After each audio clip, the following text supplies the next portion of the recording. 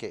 ఎందుకు అంటానంటే స్టిఫెన్ అంతటి స్టిఫెన్ ఎమ్మెల్సీగా ఉండి రేపు పొద్దున ఎమ్మెల్యే కోటాలో జరిగే ఎమ్మెల్సీ ఎన్నికలు ఓటేయటాను అని ఆయనంతటా ఆయన బయటకు వచ్చి చెప్పి ఉండాలి. లేదు వీళ్ళు ట్రై చేసే క్రమంలో ఎస్ ఐఎమ్ రెడీ, కాకపోతే నాకు ఇంత ఉండాలి, నాకు ఇంత ఇవ్వాలి అని ఆయన బేరం ఆడుకుని ఉండాలి. ఆ బేరంలో బాగా డబ్బులు తీసుకొని పోవటం ఉండాలి. ఈ మధ్యలో ఎక్కడో లింకు ఎస్టాబ్లిష్ అయింది, అది ప్రభుత్వానికి తెలిసింది. సో ఇది రెండు సిమిలర్ కేసులు అంటారు. ఇది స్టిఫెన్ ఫోన్ ట్యాప్ ద్వారా తెలిసిందా, లేదు ఇంటెలిజెన్స్ వాళ్ళ ద్వారా తెలిసిందా, తెలిసి చివరి క్షణంలో నిఘా పెట్టారా? ఎందుకంటే ఏసీబీ కూడా ఆ కేసు గురించి నాకు అంత ఐడియా లేదండి. ఏసీబీ వాళ్ళు కూడా వచ్చేసారు. ఎందుకు ఇట్లా మాట్లాడుకున్నారు డబ్బులు అనగానే అప్పటికే చుట్టూరా సీసీ కెమెరాలు ఫిట్ చేసి ఉన్నారు. ఎవరు ఇల్లేది? స్టిఫెన్ ఇల్లే. స్టిఫెన్ తెలియకుండా ఏసీబీ అక్కడికి రాలేదు కదా. స్టిఫెన్ తెలియకుండా స్టిఫెన్ ఇంట్లో ఏసీబీ సీసీ కెమెరాలు పెట్టలేదు కదా. సో నేను ఆ కేసు అప్పుడు పెద్దగా అవగాహన లేదండి. ఇక్కడ కూడా సీసీ కెమెరాలు అన్ని ఉన్నాయి, సేమ్ థింగ్. ఇక్కడ కూడా మీకన్నా మీరు వెళ్ళడానికి ముందే సీసీ కెమెరాలు ఉన్నాయి కదా. 80 కెమెరాలు పెట్టారు. 80.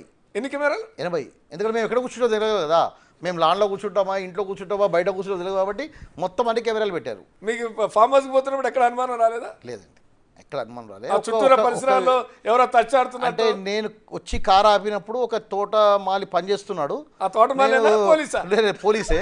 నేను రోహిత్ గారిని అడిగాను, ఏంటన్నా మిట్ట మధ్యాహ్నం పని చేస్తున్నారు ఏంటి అని అడిగాను. అదే ఏం లేదు అని చెప్పి లోపల తీసుకెళ్ళిపోయాడు. సో అప్పటికే అక్కడే తోటమాల రూపంలో ఆ రూపంలో అన్ని రూపాయల్లో ఉన్నారండి. మేము లోపలికి వెళ్ళిన తర్వాత బయట ఒక 500 మంది ఉన్నారు. మేము ఇక్కడ పరదా తీసి చూస్తే 500 మంది కనబడ్డారు. అవునా? అప్పటికే అర్థమైపోయిందా? ఎంతసేపటికి అర్థమైంది? మాకు 6:37 అయిందండి. అర్థం కాదు, మీరు లోపల పోయిన ఎంతసేపటికి సినిమా అర్థమైంది? మేము 3 o'clock ఇట్లా వెళ్ళామండి. 6:37కు సినిమా స్టార్ట్ అయింది. అప్పటికి కూడా నేను కళలో కూడా ఊహించలేనండి రోహిత్ రెడ్డి గారు కంప్లైంట్ ఇచ్చారు అని చెప్పి. తెల్లారి వరకు నాకు మరుసటి రోజు వరకు కూడా తెలియదు. మమ్మల్ని ఎప్పుడైతే కంప్లైంట్ ఇవ్వడం జరిగింది. నేను ఒక ప్రశ్న సార్, మొయినాబాద్ పిఎస్లో ఉన్న సిఐ లక్ష్మారెడ్డి గారిని నాకు కొద్దిగా పరిచయం అవుతాడు. నేను ఏమన్నానంటే, లక్ష్మారెడ్డి గారు రోహిత్ రెడ్డి గారు ఎప్పుడు కంప్లైంట్ ఇచ్చారని అడిగాను. అన్న పొద్దున్న 10:30కి ఇచ్చారన్నాడు. మీరు 3ంటికి పోతున్నారు, 10:30కి ఇచ్చారన్నారు.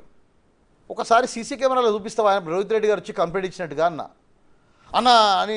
సీసీ కెమెరా పని చేయట్లేదు అన్నాడు. నాకు అప్పుడే అర్థమైపోయింది ఇది కాన్స్పిరసీ. అక్కడ ఎఫ్ఐఆర్తో పాటు అన్ని అబద్ధాలండి. ఎఫ్ఐఆర్ కూడా మేము వెళ్ళి లోపల ఫామ్ హౌస్ ఉన్నప్పుడు బయట టైప్ చేశారు, నేను చూశాను. అది 80 కెమెరాలు సీసీ కెమెరాలు చాలా ఉన్నాయని ఇప్పుడు ఇట్లా జనరల్గా ఎవరైనా కొన్ని సందర్భాల్లో లేదండి.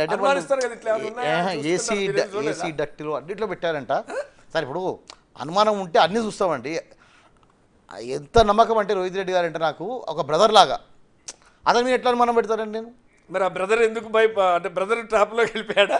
బ్రదర్ కేసీఆర్ కంట్రోల్లో తీసుకున్నాడా? ఏమో సార్, ఇప్పుడు అదే నా ఇప్పుడు బయటకు వస్తుంది అట్లా అనిపిస్తుంది వాస్తవానికి. ఎందుకంటే నాకు తర్వాత రోహిత్ రెడ్డి గారు ఎప్పుడు కలవలేరు, తర్వాత ఫోన్ కాంటాక్ట్ లేదు, వాళ్ళకి నాకు ఎలాంటి ఎవరి కాంటాక్ట్ లేదు, నాతో వీళ్ళే కదా ఎవరు మాట్లాడలేదు. ఎందుకంటే ఎట్లా అయిపోయిందంటే ఈ కేసు తర్వాత నన్ను